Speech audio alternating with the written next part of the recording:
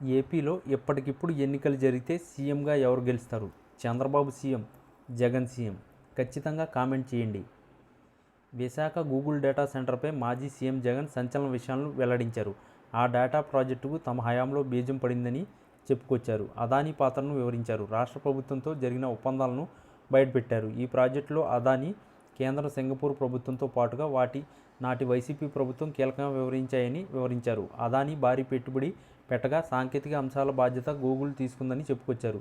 అసలు ఈ ప్రాజెక్టు వెనుక జరిగిన పరిణామాలను జగన్ బయటపెట్టారు. మాజీ ముఖ్యమంత్రి Jagan Visakha Google data centre ఏర్పాటు వెనుక కీలక అంశాలు బయటపెట్టారు. 2020 నవంబర్లో అదానీ డేటా సెంటర్కు బీజం పడిందని చెప్పారు.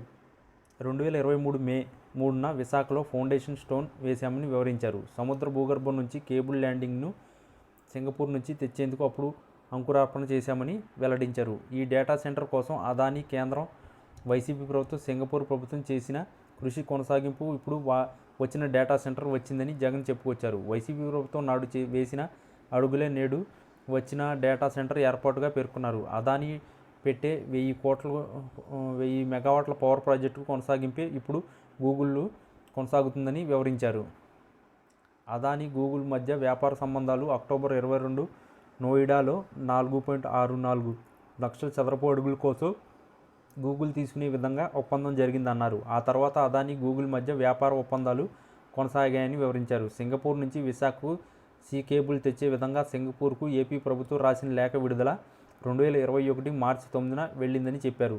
అదానీ ఇన్ఫ్రాకు చెందిన కంపెనీలే ఈ డేటా సెంటర్ను నిర్మిస్తున్నాయని వివరించారు. గూగుల్ సంస్థ ఏపీ ఐటీ కార్యదర్శికి భూ కేటాయింపులపైన లేఖ రాశారని చెప్పారు.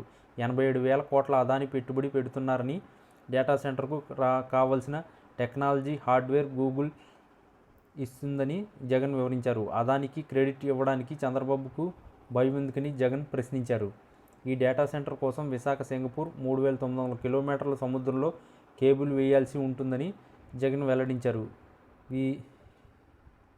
వీరిద్దరి భాగస్వామ్యంతోనే గూగుల్ కేంద్రం వచ్చిందని జగన్ వివరించారు. డేటా సెంటర్లో ఉద్యోగులు తక్కువే అయినా కానీ విశాఖలో ఎకో సిస్టమ్ డెవలప్ అవుతుందని జగన్ చెప్పుకొచ్చారు. రానున్న కాలంలో మార్పుకు డేటా సెంటర్ కీలకం కానుందని జగన్ పేర్కొన్నారు. తాము అదానీతో ఒప్పంద సమయంలోనే స్కిల్ సెంటర్తో సహా ఐటీ పార్క్ ద్వారా 24,000 ఉద్యోగాల కల్పనపై స్పష్టత ఇచ్చామని చెప్పారు.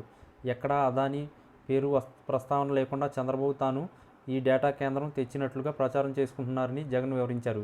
ఈ డేటా సెంటర్ వెనుక అదానీ, కేంద్రం కీలక పాత్ర పోషించాయని చెప్పారు. ఈ వీడియో కనుక మీకు నచ్చినట్లయితే please like, share and subscribe channel.